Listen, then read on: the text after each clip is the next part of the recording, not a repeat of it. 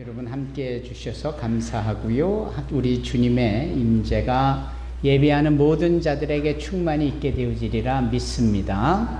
아멘. 바베트의 만찬이라는 영화가 있습니다. 바베트의 만찬.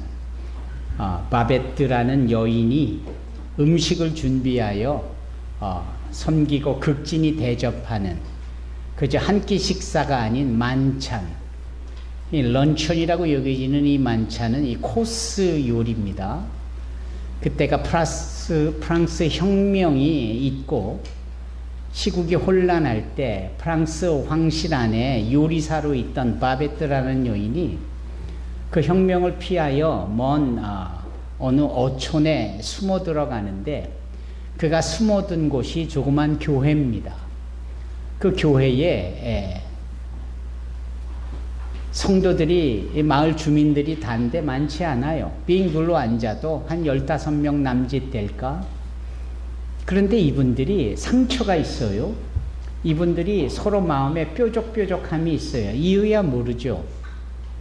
한 마을에서 서로 살아가면서 겪는 어려움들이나 그러한 문제들이 그러한 자아를 만든 것인지 여하튼 쓴뿌리가 그들의 마음에 존재하는 겁니다. 그러니까 함께 나와 예배하고 찬양을 해도 소리는 나오는데 그게 은혜로운 화음도 아니고 신앙의 고백도 아니고 그냥 순서에 따라 정해진 대로 형식적으로 할 뿐입니다.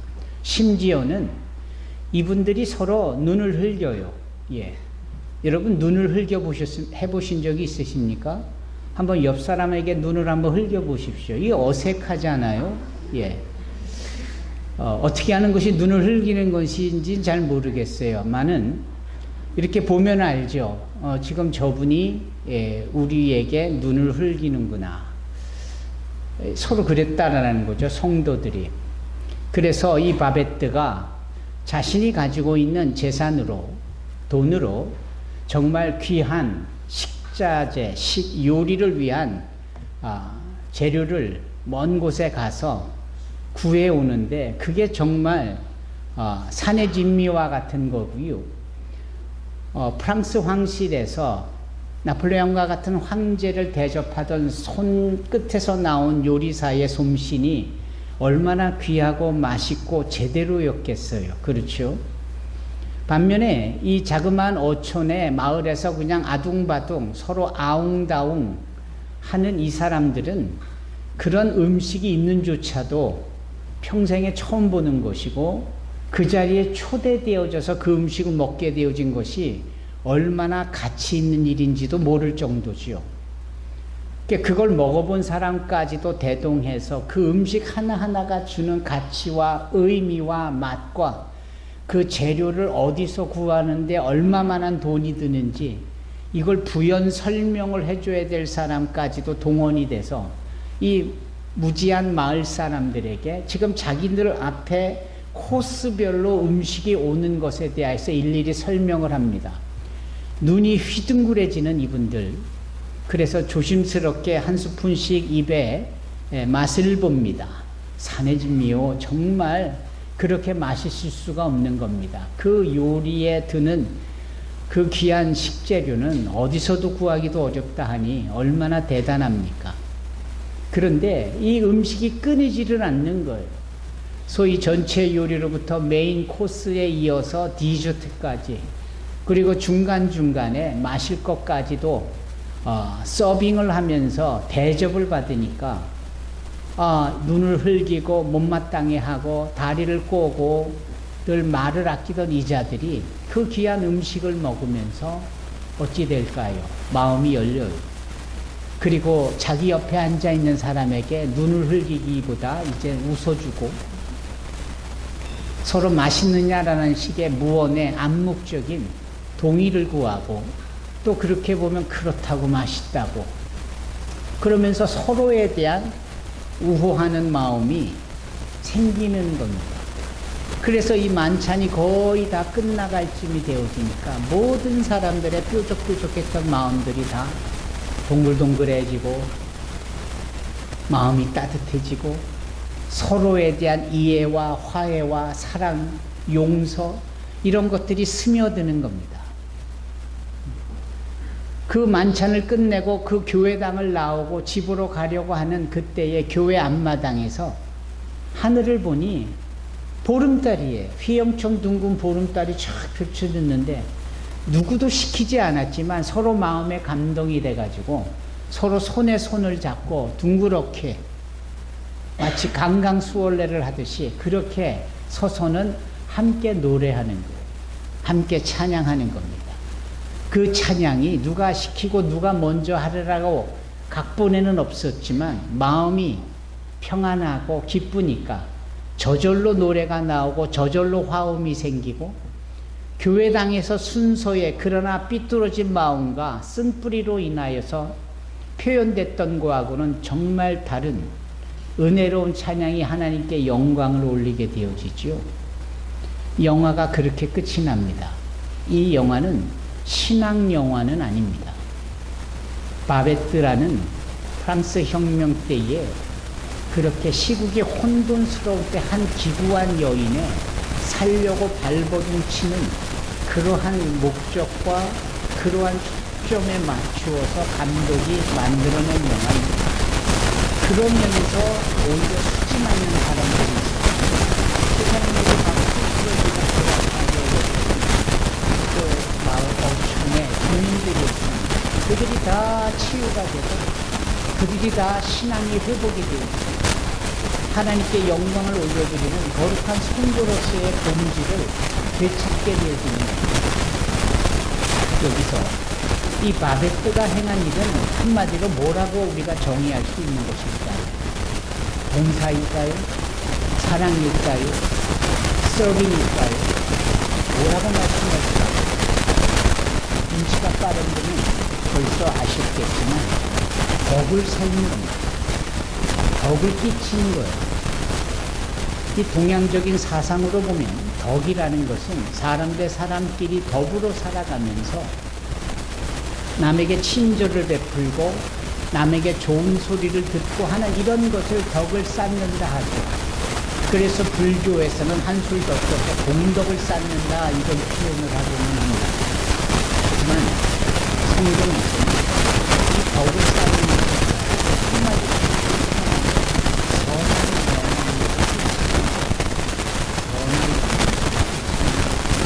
이 바베트가 선한 영향력을 끼칩니다. 사람들이 치유가 되고 회복이 되고 신앙이 좋아집니다.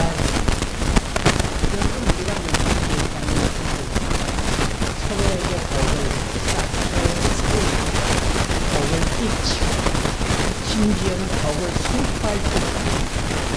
그것은 엄청난 귀찬으로서의 사명을 다하는 것이고 신앙의 성숙한 모습을 보이는 것. 나의 신앙이 얼마만큼 자라는지는 스스로 알 수는 없습니다. 그것은 마치 어린아이가 조금씩 키가 자라면 엄마도 낳고 또 물품에 쓰게 해가지고 연수로 줄을 걷잖아요.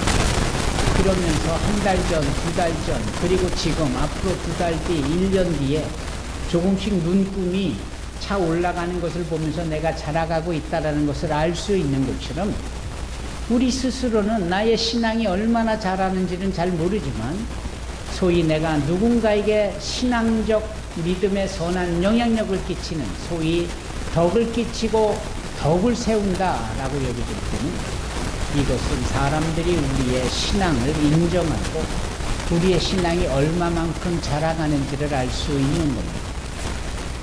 성도들의 교회에서의 신앙을 에베소서에서 함께 지어져 가라 라는 말씀으로 서로 유기적으로 연결이 되어지는 부분을 사도 바울은 강조하는데 거기에 빼놓지 않고 요구되어지는 것이 덕을 끼치는 것이에요. 덕을 세우는 겁니다. 덕을 함께 끼치고 세워갈 수 있는 저와 여러분이 되기를 바랍니다. 성경에 덕을 가장 많이 끼친, 아니 가장 많다라는 표현이 조금 어불성설일 것 같고요. 덕을 끼친 좋은 모델을 뽑는다면은 당연히 바나바라는 사람을 들 수 있습니다. 이 바나바는 구브로, 키프로스, 영어로 사이프러스라는 섬 출신인데요. 이분이 꽤 부자였고 기업가였고 당연히 크리스찬이었습니다. 그런데 어렵고 힘든 때에 가난한 자들을 위하여서 자기의 자산을, 자기의 재산을 아낌없이 흘려보내주고 아낌없이 나눠주는 겁니다. 심지어는 아예 그 밭을, 부동산을 처분을 해서 그 돈을 가지고 사도들 발 앞에 턱하니 두면서 그 초대교회에 소위 유무상통의 모델이 바로 바나바 자신임을 나타내 보입니다. 원래 이 사도행전 4장에 이 바나바가 가져와 사도들 발 앞에 두었다라는 이 표현을 언어적으로 표현하면 이 가져온 자산을 발 밑에 두었다 이 말입니다. 그러니까 우리의 생각과 마음과 눈이 저 하늘을 향하여 주를 향하여 고정되어 있다면 세상의 최고라고 여겨지는 물질, 자본과 같은 것들은 오히려 우리의 발밑에 둘 만한 정도의 신앙적 순서와 질서를 맞추어 보여준 겁니다. 참 대단하죠. 누가는 그런 사도행전의 표현 속에서 소위 초대교회 성도들의 신앙의 수준을 우리에게 보여주고 있습니다. 물론 아나니아와 삽비라 같은 수준이 정말 낮은 부부도 등장을 하지만 거기에 등장하는 바나바 같은 경우는 최고로 여길 만한, 누구나 좋아할 만한 그러한 물질, 돈, 재산, 자산, 부동산 같은 것들에 자기 삶의 그 순서에는 맨 밑에, 발 밑에 둘 정도. 여러분, 우리가 여기까지 갈 수 있을는지는 몰라도 적어도 믿음의 사람은 이런 식의 선한 영향력을 끼쳤었구나. 정말 덕을 세운 사람이 분명하구나. 그래서 바나바는 실패하여서 몸부림치고 있는 사도 바울을 그의 고향인 다소에 찾아가서 그에게 다시 한번 기회를 제안하고 용기와 격려를 해주면서 자기가 담임 목회를 하고 있는 안디옥 교회로 초대하여 공동 목회 자리를 그에게 추천하여 제공하잖아요. 심지어는 이 바나바가 오히려 이 바울을 앞세우게 되어지면서 사울이었던 그가 바나바에 의하여서 바울이라는 이름으로 공식적으로 명칭이 바뀌면서 사역을 행하게 되어지고, 이 성령 행전의 시대에 있어서 사도 바울의 사역의 모든 것을 이 바나바의 선한 영향력으로 가능하게 했다라 해도 과언이 아닌 거죠. 이런 점에 있어서 바나바는 덕을 세우는 사람이 분명했습니다. 그가 또 덕을 세워서 제공하고 도운 사람이 있었는데 그 사람은 젊은 사람이에요. 한 민서나 됐을까 나이가? 준혁이 정도 됐었을 것 같은데 뭔가 해보자 하는 의지는 있고 하겠다라고 선뜻 나서는데 그렇게 지속적으로 꾸준하게 할 수 없는 이러한 경험이 부족한 젊은이였던 마가라는 자가 바로 그러한 주인공입니다. 이 마가는 그 바나바를 붙잡고 바울을 붙잡아서 처음 선교 여행을 함께 따릅니다. 누가 봐도 대단한 거예요. 그 구브로를 지나 비시디아까지 가는 모든 과정 속에 이 젊은 청년이 바울을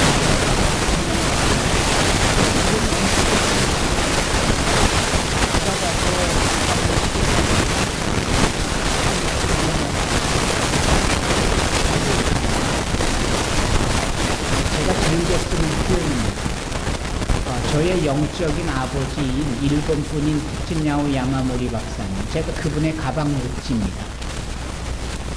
모찌라는 말은 모찌떡 하는 그 모찌 맞아요.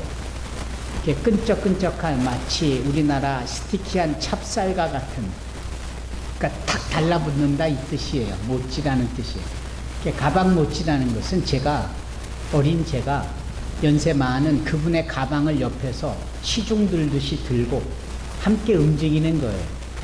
움직이면서 그분이 전해주는 자신의 경험담, 그분의 신학사상, 그분의 선교학적인 가르침, 뭐 이런 것들을 귀로 들으면서 옆에서 그거를 내 거로 만드는, 이게 바로 가방 모찌의 매력 중의 매력이잖아요. 저는 돌이켜보니 92년 때 이 사역을, 이주민 사역을 할 때 제가 가방 모찌까지는 아닌데 모찌로 여겨준 분이 저 예수원의 대천덕 신부셨어요. 지금 물론 소천하셨지만, 그래서 그분이 강원도 그 태백, 그 깊은 하삼이라는 그 두메 산골에서 서울에 나오시면 나왔다가 바로 가지 않고 꼭 저희 예배 처소인 고려대학교 앞에 종암동에 그 필리핀 예배 처소에 와서 말씀도 전해주시고, 그분이 그 여의도 순복음교에서 내는 신앙계라는 책에 항상 매달 그분이 원고를, 설교를 써내셨잖아요. 그분이 제가 예수원에 가기만 하면 그동안 써냈던 모든 파일을 286 도트 프린트에다 걸어놓고, 그걸 프린트하면은 디리릭 소리가 나는데 시간은 많이 걸리죠. 그런데 하루가 지나면은 아주 수십 장 설교 원본을 이렇게 프린트해서 저한테 주신 거예요. 필리핀 이주민 형제들에게 말씀의 꼴을 먹일 때 이걸 사용하면 좋겠다. 얼마나 감사합니까? 가방 모찌로서 얻는 게 참 많죠. 요즘은 제 가방 모찌가 독일 출신인 맨프레드 콜 박사님입니다. 그분은 얼마나 독일인답게 냉철하고 성격도 아주 맺고 끊고 차든지 그러한 살아가면서 더불어 사는 삶에 있어서의 매뉴얼과 루틴을 보는 거고 배우는 거예요. 그렇잖아요. 이 젊은 사람들이 노인분들 옆에 찰싹 붙으면 정말 많은 이야기를 듣는다니까요. 그리고 그걸 지켜보는 많은 사람들의 눈에는 그게 참 좋아 보이는 거예요. 마가가 느닷없이 바울과 바나바를 따라 그 선교 여행을 따랐을 때 그 보여준 모습이 얼마나 근사했겠느냐고요. 그런데 역시 젊어서 그랬을까? 경험이 부족했을까? 너무 성급하고 조급했었을까? 그가 그냥 중간에 힘들다고 자기 혼자 집으로 와버리잖아요. 그 일 때문에 바나바와 바울이 나중에 마음에 불편함이 생기고 싸우는 일도 있었는데 그건 둘째 문제고, 바나바는 그 마가 실패하여 돌아가고 지 멋대로 취소해버리고 중간에서 포기해버린 이 마가 청년을 다시 한번 만나주고 위로해주고 격려해주고 소위 덕을 끼치고 세우니까 이 마가가 나중에는 복음서 마가복음까지도 써게 되어지는, 그러면서 자신이 얼마나 이 바나바를 통하여서 배운 주의 사람으로서의 삶을 제대로 살게 되어지는지를 보여주잖아요. 여러분, 바나바는 이런 식으로 여러 사람들에게 선한 영향력을 끼쳤습니다. 덕을 세웠습니다. 그래서 그 이름 바나바, Son of Encouragement는 바로 그런 점에 있어서 덕을 세우는 장본인이다. 딱 맞는 것 같아요. 그리고 그걸 지켜보는 바울도 그 또한 아예 덕을 세우고 덕을 끼치고 하는 일들이 얼마나 중요한지를 자기 신학으로 만들잖아요. 교회가 있는데 그곳에 모이는 성도들이 있는데 이 사람들이 무슨 신앙을 자기 경쟁 도구로 쓰는 거예요. 나는 모태신앙이었어. 내 신앙은 뭐 3대, 4대, 오래전부터였고 나는 성경을 몇 번을 읽었고 40일짜리 금식을 몇 번을 했고 뭐 이런 식의 자랑과 더불어 경쟁을 하고 서로 나에게는 이러한 특징이 있어라고 은사를 말하고 재능을 말하고 경쟁을 하는, 눈치채셨겠지만 그런 교회가 어느 교회에 있었을까요? 고린도 교회 아닙니까? 고린도 교회. 그 고린도 교회에 사도 바울이 편지를 써서 그것도 2번씩이나 고린도전서와 고린도후서를 통하여 진정한 교회는 그렇게 경쟁하는 것이 아니다. 진정한 교회를 이루고 있는 성도들은 그런 식으로 나 잘났어, 너는 나보다 못하오 라는 이런 차원의 모습이 있어서는 안 된다. 은사야 하나님이 주신 것이지 머리털 새인같이 많은 종류의 은사를 각양 모든 사람에게 하나님이 주신 건데 왜 주셨냐? 덕을 끼치기 위해서, 덕을 세우기 위해서. 그래서 고린도전서 14장에 보면 그 은사에 대한 부분과 덕에 대한 부분을 얼마나 많이 강조하는지 모릅니다. 너에게 그런 재능이 있구나, 너에겐 그런 기술이 있구나, 너에게는 그런 전문성이 있구나. 그러면 자랑하기 전에 그걸 가지고 덕을 끼쳐야지. 다른 사람들, 약한 사람들을 돕고 다른 사람들이 너를 보면서 기분이 좋아지고 행복해지고 도움을 얻어서 문제가 해결되어지고, 그리고 이것이 1대1의 사람 대 사람하고의 관계에서 나온 것이 아닌 하나님의 계획 속에 묶어주신, 우리가 지난주 말씀처럼 하나님께서 카바해 주셨다. 뭐를 카바? 히브리어로 카바 뭐라고요? 서로 직조하는 것. 그분이 각 사람에게 날줄을 다 대주신 겁니다. 그 날줄에 여러분들의 인생의 시주를 엮어 나가는 카바의 삶. 하나님이 각자에게 주신 재능과 은사, 탤런트가 있는데 이걸 뻐기고 자랑하고 내가 이렇게 멋지다, 자기중심적으로 그런 게 아니다 이 말이. 여러분, 이럴수록 남에게 덕을 끼치고 덕을 세우고 남의 연약함을 나의 은사로 커버해주고 나의 은사로 저들을 돕는 이런 일들이 있어야 된다라고 사도 바울이 소위 고린도전서 14장에 계속해서 반복적으로 말씀하고 있는 거 아닙니까? 그러면 처음부터 바울이 그랬을까? 바나바의 영향이겠다. 이게 덕을 끼치니 그 덕에 영향을 받은 사람이 또 다른 사람에게 덕을 끼쳐가는 것. 이런 은혜의 도미노가 될 수 있어야 하고요. 이 도미노는 갈수록 파워가, 에너지가 세져지지 않습니까? 1cm짜리 나무 조각의 도미노를, 그럼 그 다음엔 2cm짜리, 그 다음엔 4cm짜리, 그 다음에 8cm, 16cm, 32cm 이렇게 배가가 되어지다 보니까 1cm를 넘어뜨렸는데 몇 번 가지 않아서 엠파이어 스테이트 빌딩을 넘어뜨릴 만한 힘이 도미노 끝자락에서 나오더라. 여러분, 이것은 물리학자들의 이야기입니다. 그런데 여기에 영적인 신앙의 덕을 세워간다? 이건 어마어마한 일인 거죠. 세상을 뒤바꿔 놓고도 말 일입니다. 그렇지 않습니까? 그런데 한번 거꾸로를 생각해 보세요. 덕을 끼치는 건 고사하고 오히려 사람들에게 핀잔을 받고 손가락질을 당할 만큼, 그냥 덕을 끼치지 못했는데 덕을 오히려 망각하여서 남에게 잘못된 것을 보여준다면 그건 또 다른 거죠. 출애굽을 한 이스라엘 백성들이 저 광야 생활을 나가는데 이 모세가 구스 여인을 취하지요.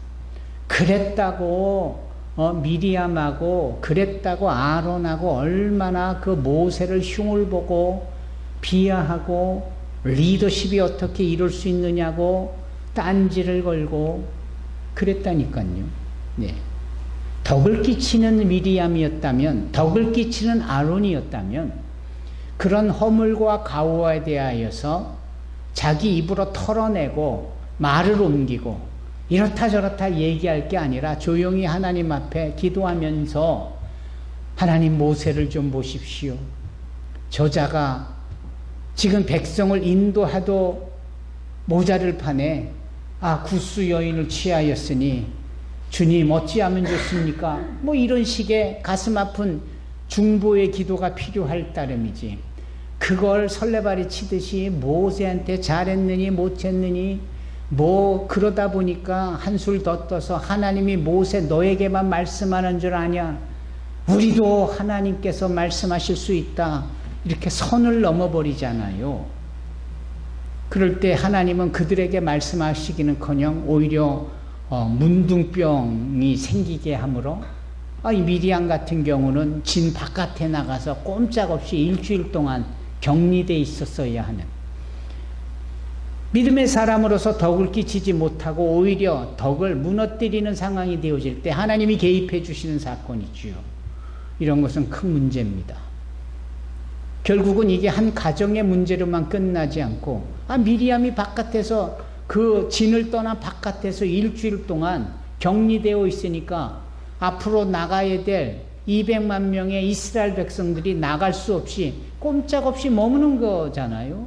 그러면 덕을 끼치니 사람이 살아나고, 덕을 끼치지 않고 오히려 문제를 야기하니 전체 계획이 틀어지고 지체가 되고 더디가게 되어지는 일들이 생기더라. 여러분, 나 하나가 그렇게 상황을 만들어갈 수 있다라는 거예요. 일어탁수, 무슨 말입니까?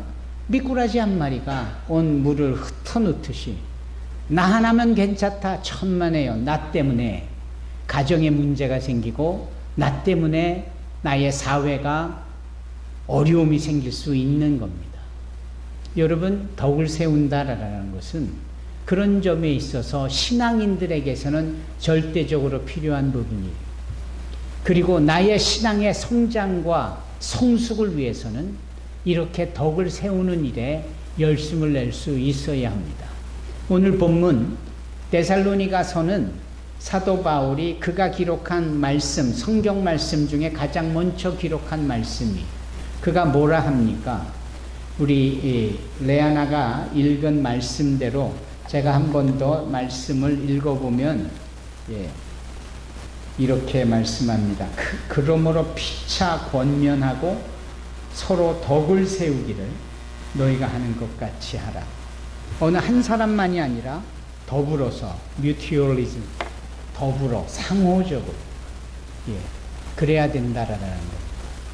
부디 저와 여러분들이 그리 되어지기를 주의 이름으로 축원합니다. 어제 도서관에 있는데 우리 수진이와 예은이가 공부하고 있는데 리자가 왔어요. 그 리자가 와서 지난 한 달 동안 엄청나게 힘들고, 또 새로운 직장이 바뀌면서, 그리고 그 새로운 직장이 바뀌기 전에 직장을 그만두어야 되는 절차상의 어려움들이 얼마나 힘들고 고통스러웠는지. 그런데 돌이켜보니까 자기가 한국에 오기 전 미얀마에 있을 때, 미얀마는 치안이 불안하고 또 군인들이 총을 갖고 그렇게 여기저기 발포도 하고 사람이 손쉽게 죽어나가고 이런 끔찍한 일들이 많이 발생을 하는 그런 곳에서 오히려 한국을 오니 치안이 안정적이고, 뭐 한밤중에 나가도 뭐 24시간 편의점이 열려 있어서 못 살 것 없이 다 사고, 자기 표현이에요. 그렇게 얘기하면서 너무 편했고 너무 좋았다, 이런 걸 생각해 보면 지금 요 며칠 몇 달간 힘들었던 이게 뭐 그리 대수였겠느냐. 그러면서 직장이 없으면 없는 대로 여전히 행복하고 여전히 감사하고 여전히 기뻐할 수밖에 없는데, 그런 이유를 대자면 한도 끝도 없도 많다, 이런 얘기예요. 그랬더니 수진이가 옆에서 넋을 잃고 그걸 듣더라고요. 왜냐면 수진이가 젊은 세대로서 이런 거 저런 거, 수진이가 얼마나 전문성도 분명하고 실력도 있고 아주 대바라 이렇게 당찬 그러한 실속 있는 처자잖아요. 그런데도 더 나은 취업을 위하여서 또 애써야 되는 이 부분에 대한 현실적인 어려움이 왜 없겠느냐고. 그런데 그런 부분을 우리 리자가 뭐 딱 꼬집어서 위로를 하겠다고 한 말은 아니고, 그저 자기가 겪어온 이야기를 하는데 이게 은혜가 있는 거예요. 그러면서 이게 선한 영향력으로 여전히 취업의 문이 어렵고 여전히 힘든 일의 연속이 있어도 괜찮을 수 있겠다, 감사하겠다, 기뻐할 수 있겠다, 뭐 이런 겁니다. 여러분, 피차 덕을 끼치면서 서로에게 위로가 되고 서로에게 격려가 된다면 이게 바로 신앙이 주는 매력 아니겠습니까? 예수를 믿어서 얻는 이 땅 금생에서의 유익이 아니겠습니까? 그런 것들을 덕을 세워가고 덕을 선포해가고 덕을 끼쳐가면서 이루어갈 수 있는 저와 여러분이 되기를 주의 이름으로 축원합니다. 기도하겠습니다. 사랑이 많으신 하나님, 저희들 모두에게 베푸시는 은혜와 자비의 손길에 깊이 감사를 드립니다.